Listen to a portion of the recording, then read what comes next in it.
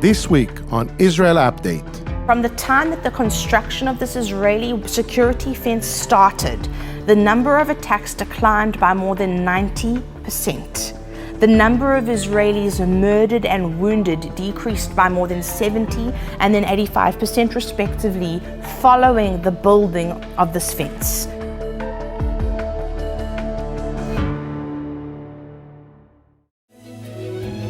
Israel Update is brought to you by the generous supporters of the Israel Partnership. Because of their love for Israel, we are able to bring you this show and continue to sow into the nation of Israel and the Jewish people. For more information on how to become a sustaining partner, please click the Israel Partner banner below.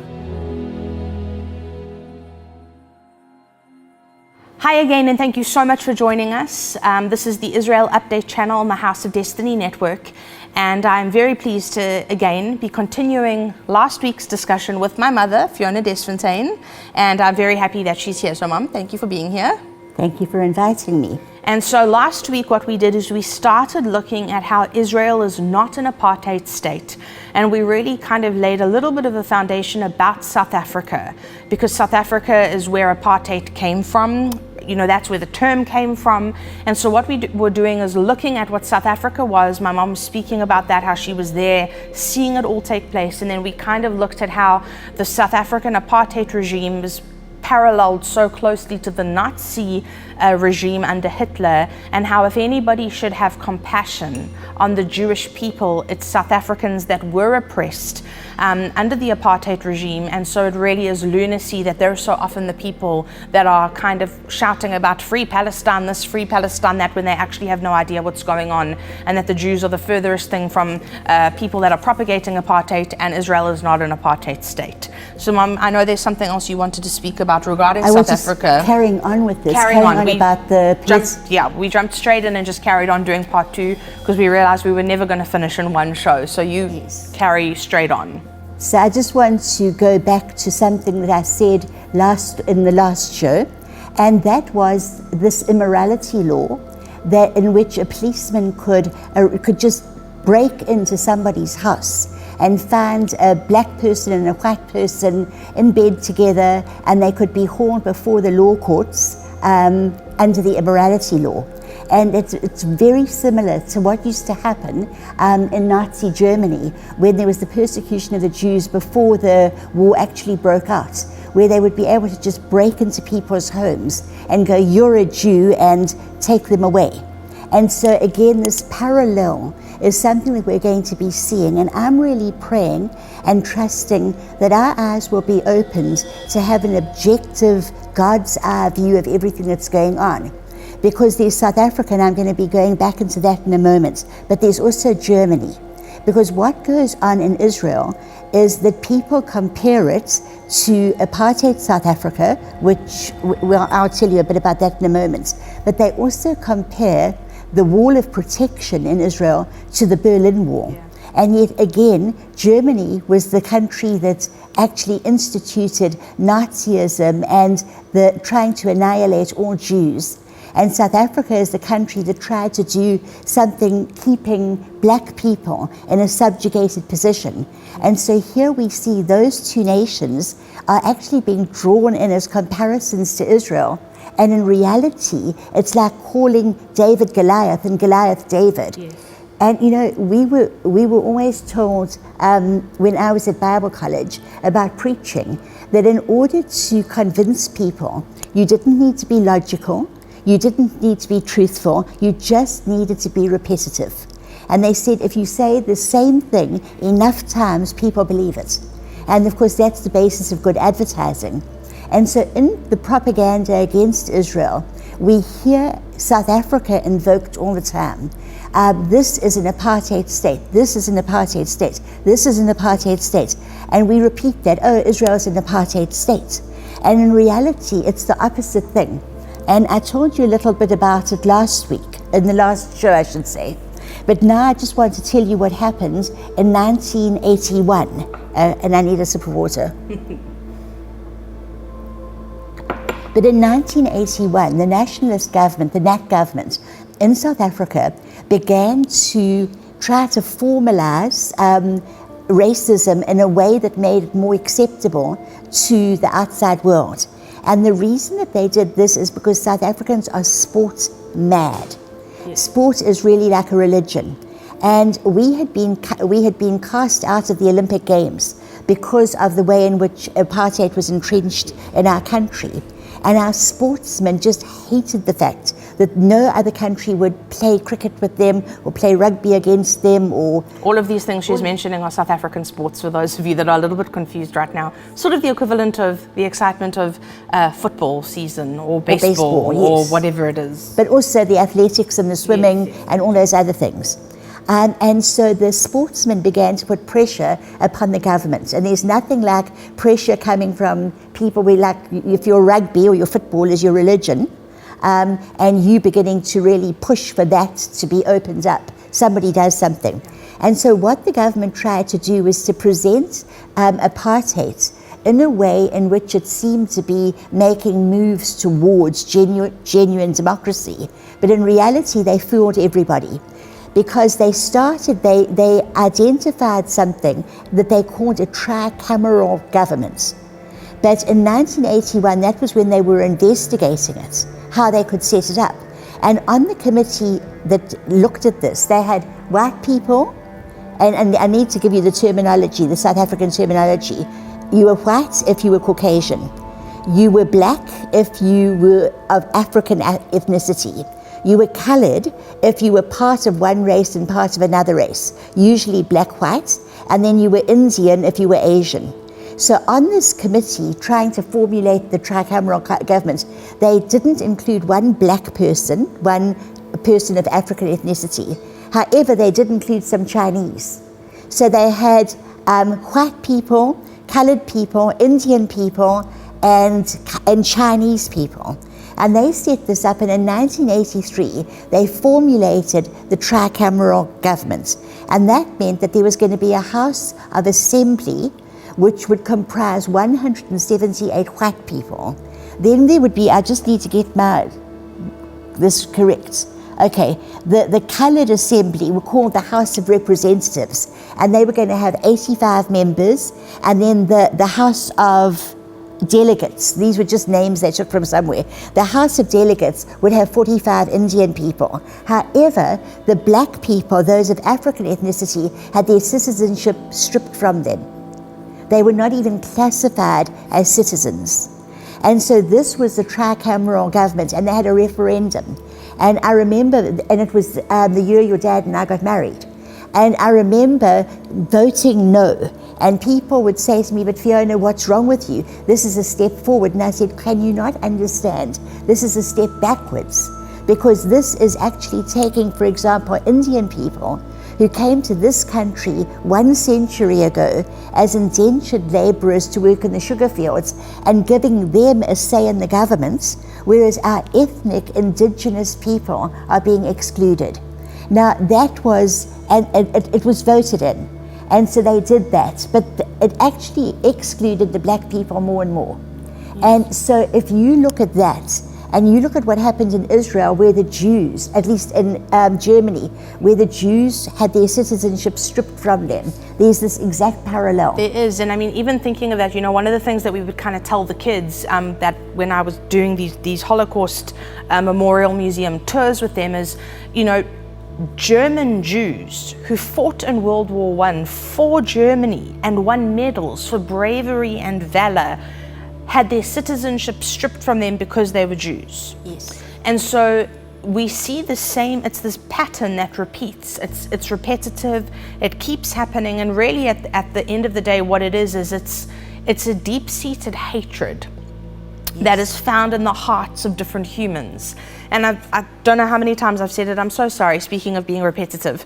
But if you've watched the show for any length of time, you'll know that I've said it a number of times. But the original plan for the final solution, which was birthed with Hitler and his 12 members in a house in Berlin. In 14 minutes. Yes. that plan was actually originated with Haman in the book of Esther.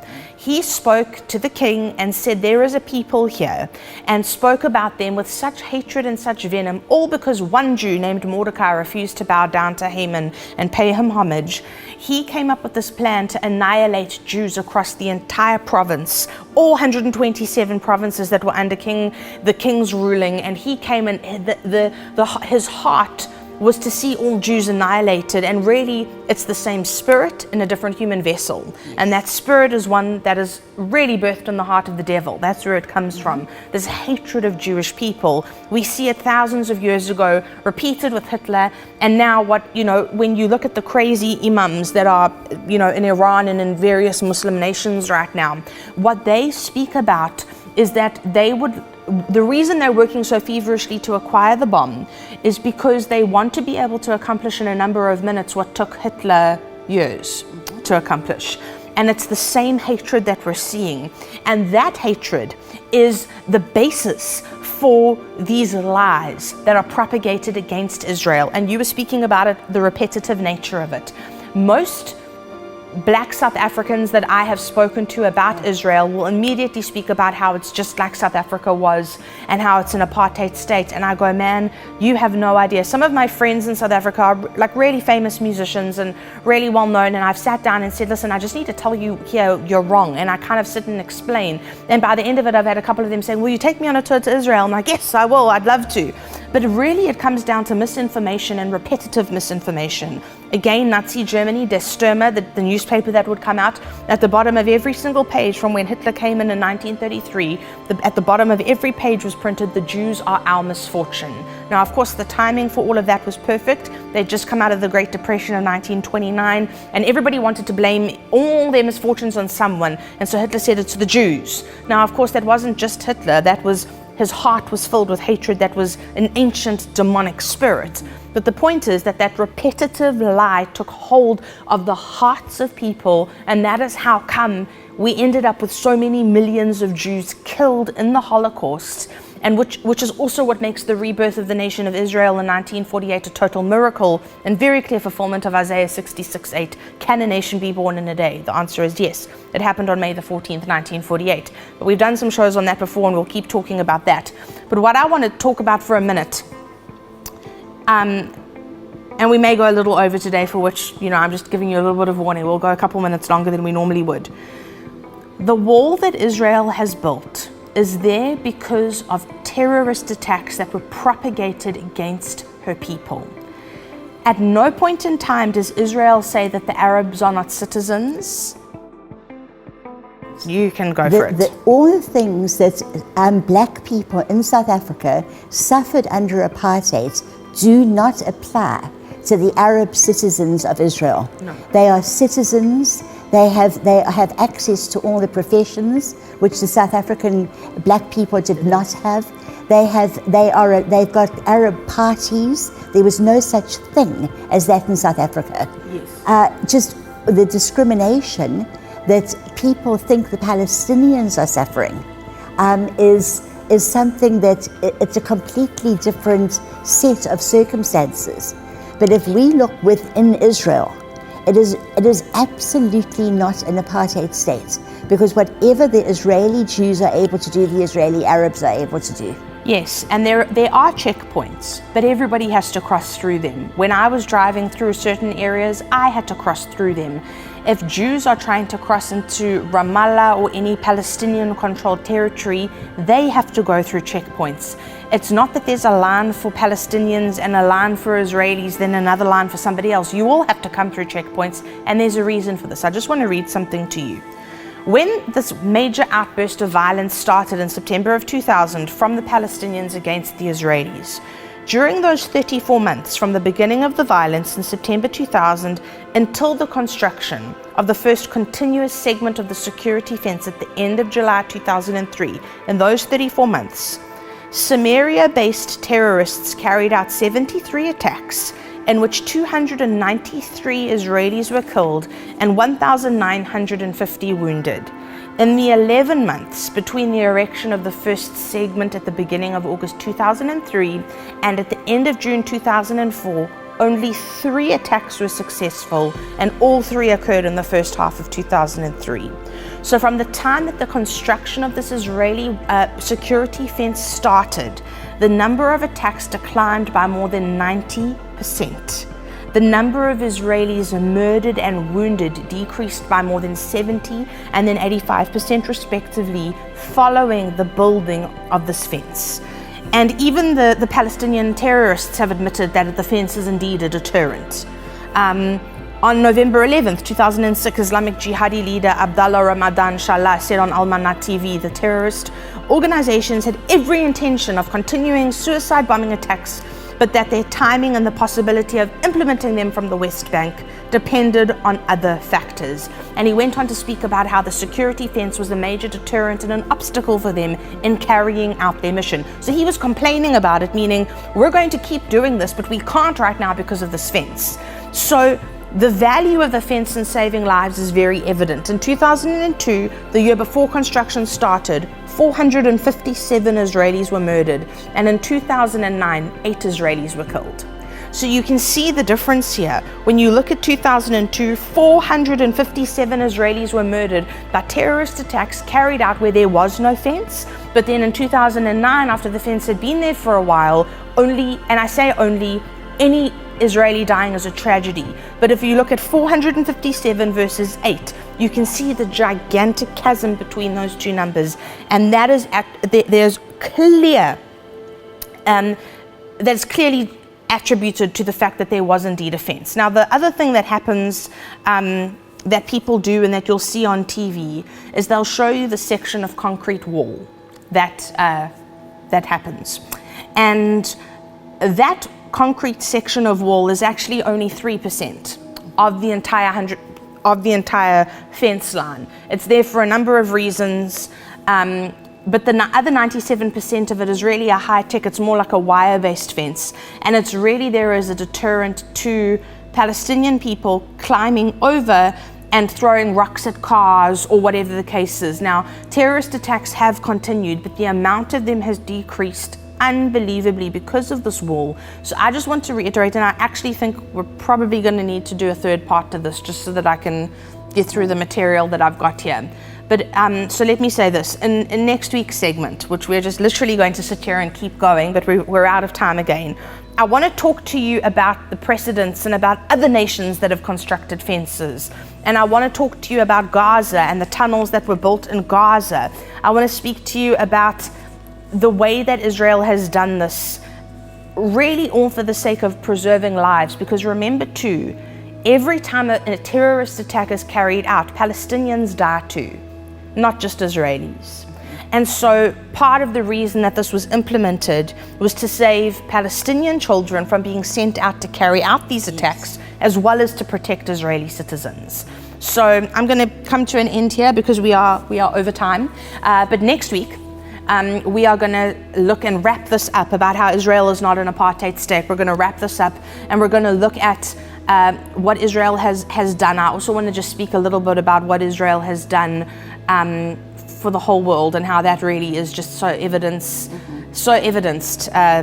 in the technology advances and the medical advances and all these different things. I just want to touch on that for a moment and speak about how the seed of Abraham really has been a blessing to the whole world.